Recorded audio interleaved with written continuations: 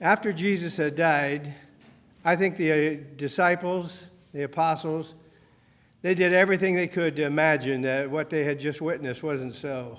Just imagine. Every time they closed their eyes, they could still see it. They couldn't get rid of it. Day after day, they couldn't imagine why it was going on.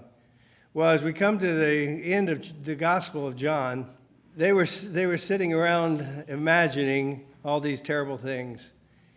And Peter, of course, being the one that's the most out front, I guess you could say, said, I'm going fishing. Peter was familiar with fishing, and so he went back to what was familiar.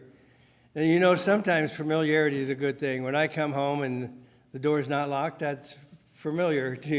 I can go in my own house. I can go in and I can get into my refrigerator. Familiarity can be a positive thing, but so oftentimes familiarity isn't. Peter was trying to escape the imagery that he had of Jesus on the cross. Now, if you remember or are familiar with this story, you'll remember that Peter, he would be the one that would jump in and school the fish, you know. They would run right into the nets, and then the guys on the net would pick them up, the nets up. So this particular night when they came back to shore, they had their lantern hung. They went to the best tributary there, out in the deep, and they caught nothing. Now, we know that they went back to what was familiar, but they had failure.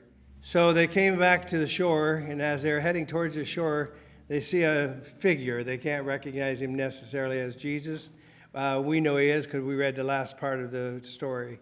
Jesus said, "Have you caught anything?" Isn't that the typical question that you ask someone fishing?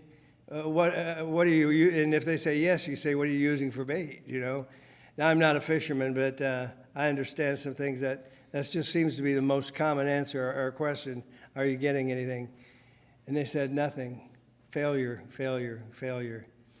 And he says this, cast in on the, and I just as soon use the word other side. The story goes like this. When they did. 3 words in this whole story, event. When they did. They couldn't even bring the net in. It was so full of fish.